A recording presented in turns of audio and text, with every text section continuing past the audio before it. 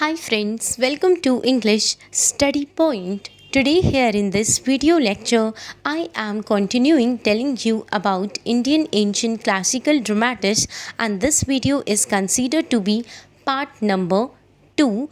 And first of all, I am describing about Kalidasa as well as all his important works. Now, he was a classical Sanskrit author as well as a great poet and a playwright who composed his works during Gupta Empire, and also we see that themes of his plays mainly drew inspiration from Hindu legendary texts such as Vedas, Ramayana, Mahabharata and Puranas, and he composed Sanskrit dramas and thus made his contribution in Indian classical literature, and also he write so many famous works, but one of his works is considered to be a masterpiece which was produced by Kalidasa, and that work is Abhigyan Shakuntala. So this work is considered to be as his masterpiece and was translated into so many languages, and it was first translated into English by William Jones, and later it got translated into so many other languages, and also it was translated into German language by John Wolfgang von Goethe. Please remember all these details which I have said related to Kalidasa. We see that this play Abhigyan Shakuntala is considered to be as Kalidasa's masterpiece, and it was the first ever translation made of an Indian play into Western languages, and there is depiction of romance as well as unique kind of portrayal of emotions here in this play, and these things compelled William Jones and fascinated him to translate this play into English language, and this translation happened in the year 1789 and was made possible by William Jones. He wants to give this particular play his own language version, means he tries to develop this play into an English language, so that is the sole purpose for his translation of this particular play. Now I am describing about plot. So there is a king whose name is King Dushyanta, and he is on a hunting trip, and he suddenly meets an innocent girl whose name is Sakuntala. So Sakuntala is an innocent girl, and she is seen as an adopted daughter of sage Kanva. Actually her real parents is Vishwamitra as well as Menka, but they abandoned here they abandoned this girl Sakuntala, and what happens is that this little girl grew under the protection and care of sage Kanva, and she started living with sage Kanva in their hermitage. And when King Dushyanta as well as King Sakuntala meets each other, so during the time when Sakuntala meets King Dushyanta, she is engrossed in picking flowers from the garden for rituals with some other hermit girls. So they had a sudden meeting, and King Dushyanta started loving this girl at a first sight. Please remember this. Then and suddenly we see that in this play there is a marriage which happened between King Dushyanta as well as Sakuntala, and that marriage is Gandharva marriage. Please remember this, because this can be also asked in your UGC NET English literature exam. So there is a Gandharva marriage happened between them, and it is a kind of marriage which is based upon love and happened without the consent as well as participation of their family members. So Gandharva marriage is a marriage when a man and woman marry for love and without the consent and participation of their families. So after their marriage, a mishap befallen upon both these characters, and Sakuntala, who is in a immense pain because she is pregnant with the with King Dushyanta's child, unintentionally she tries to offend sage Durvasa, who comes in her hermitage. And what happens is King Durvasa is already known for possessing excessive anger, so he got excessively angry because Sakuntala tries to ignore sage Durvasa, and as a result Durvasa incurs a curse upon her, due to which Dushyanta forgets everything, and also he is not even recalling that Sakuntala is his wife. And what happens is, then a point came when Durvasa tries to take this curse back and advises Sakuntala that his memories, means King Dusyanta's memory comes back again when she shows him ring that was given by him to her. So we also see that in this play that there is an important symbol of ring. If this girl Shakuntala shows King Dushyanta ring back, ring this ring, so at that point of time King Dushyanta will recall everything back and remember that Shakuntala is his real wife. So this advice was given by sage Durvasa. Then what happens is, on her trip to Dushyanta's court, this Shakuntala, she loses the ring, or this ring fallen on the ground, and she could not remember where she kept this ring, but this ring is found by fishermen. Please remember this, that who found this ring? Fishermen found this particular ring and returns it to Shakuntala, and Shakuntala shows this ring to Dushyanta, and the movement when Dushyanta sees this ring, so he remembers or regains his memory, and also remembers back again that Shakuntala is his real wife here in this play. So this plot revolves around these characters, as well as a kind of curse that befallen upon these characters, due to which King Dushyanta forgets everything, but this curse was taken back again by seeing a kind of ring. So here ring is a important symbol here in this play, and when this ring was returned by fishermen to King Dushyanta, so at that point of time he is able to recall everything back again here in this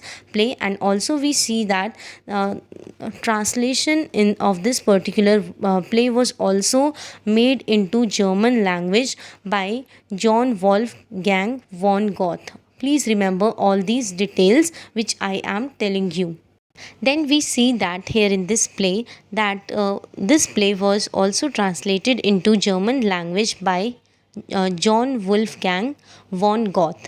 Now I am talking about Malvika Agnimitram. So in this play there is a king, there is depiction of a king whose name is Agnimitram, and he falls in a love with a humble maid who resides in their royal palace. So he started loving this girl whose name is Malvika, and she is actually a maid. And when Agnimitra's actual wife, means Agnimitra's queen, discovers her husband's passion for this girl, she becomes infuriated and has Malvika imprisoned. And we see that Malvika's fate is in favor of her, and she becomes true princess of Agnimitra's royal palace, and she started legitimizing the affair with Agni Mitram. So this play is all about Malvika as well as Agni Mitram's love affair, wherein Malvika is actually a humble maid who is, we see that at the start of this play, we see that she is a maid as and is in a lower position than Agni Mitram. But Agni Mitram started truly loving her, and immensely he falls in love with her, and this was also discovered by her own queen, and she started imprisoning this Malvika.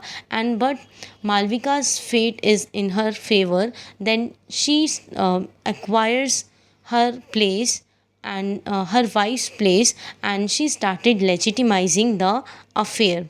So Agni Mitram falls in love with exiled servant girl named Malvika. Now I am talking about another play by Kalidasa, which is Vikrama Washim. So it is a 5-act play, and again there is a description of love that happened between Urvashi, who is a celestial nymph and also associated as Apsara, and a king whose name is King Purva.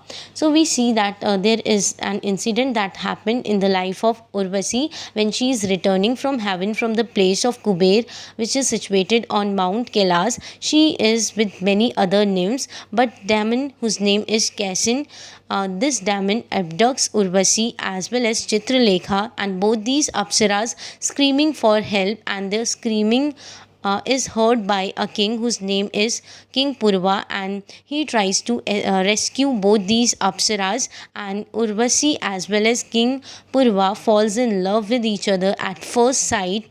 But this Urvasi, this celestial nymph, is summoned back to heaven, after which this King Purva fallen lovesick and is not able to focus on his work, and nor he is able to focus, nor he is able to do any work, and he is shaken off with the preoccupation and as well as with the thoughts of Urvasi.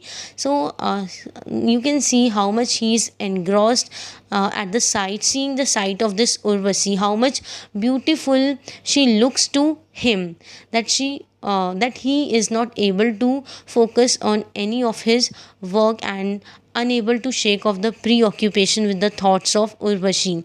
Then what happens is that we see that Urvashi accepted him as his lover, and she started in at the end of this play we see that Urvashi started living on earth with this king whose name is King Purva. So this play is all about Urvasi as well as King Purva's love affair. Now I am describing about Meghadhuta. So this is a very fine example of poetry written by Kalidasa. So this is a kind of poetry. Please remember this. And this poetry is written in 120 stanzas divided into two parts. First one is Purva Megha, then another one is Uttara Megha, and translated into English by Horace Hayman Wilson, and it primarily describes about Yaksha's banishment. So Yaksha here is a nature spirit, and who works under King Kubera, and King Kubera is attributed as a god of wealth, and Yaksha in this poetry being exiled for a year to central India for neglecting his duties, and he tries to this Yaksha tries to convince a passing cloud to take a message of love to his wife who is living in Alaka, which is situated on Mount Kailasa.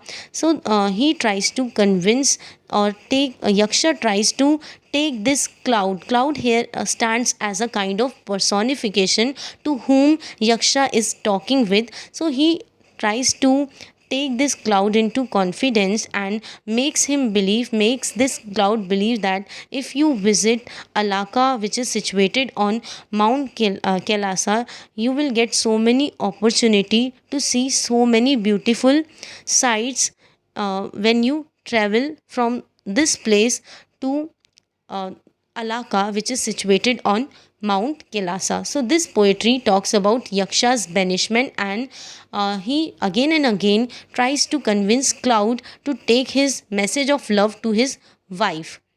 So Cloud here is a kind of personification. Please remember this. So this poetry is all about this. Now I am describing about another dramatist whose name is Bhabhabhuti. He was a 8th century Indian scholar known for writing Sanskrit plays as well as poetries, and he is considered to be a master of Kavya form. So Bhabhabhuti is considered to be a master of Kavya form because in his works we find that there is domination of elaborate figures of speech such as metaphors as well as similes, and also his works are in equal status or considered equal to that of Kalidasa's plays, and themes of his plays mainly drew inspiration from a legendary text which is Ramayana. And now I am talking about some works published by Bhabhabhuti. So these are plays. First one is Mahavir Charitra. This is considered to be as his first play written in 7 acts, and In this play, he tries to describe about exploits of great hero Lord Rama, means how he tries to bow down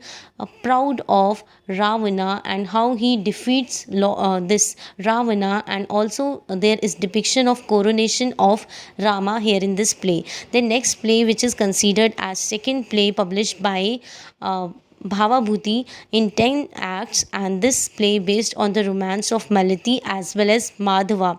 Then again there is third play Uttara Ram Charita. This describes about later deeds performed by Lord Rama. So this is a continuation of story in which there is depiction about Lord Rama's coronation and their final reunion with other godly things, means he tries to reunite with other gods. And also this play resembles or contains some elements which resembles that of Shakespeare's Winter's Tale. Please remember all these important facts related to these plays published by Bhavabhuti. Now I am talking about another dramatist whose name is Shakti Bhadran. He belongs from Kerala and he was a classical Sanskrit writer, and he published one work, and that work is Chudamani, and this drama is considered to be first Sanskrit drama from South India. Please remember this. This question can be asked in your UGC NET English Literature exams. Apart from this, nothing can be asked from this dramatist whose name is Shakti Bhadran, and Malayalam translation of this work was made by Vedashri Parakode NV Nambia Thiri, and this play is written in 7 acts, and there is depiction of Lord Rama's fight with Ravana. So only this particular play depicts about depiction of Lord Rama's fight with Ravana. Then here with this particular video lecture ends here. Hope this video lecture will help you in your UGC NET English Literature exams. Thank you.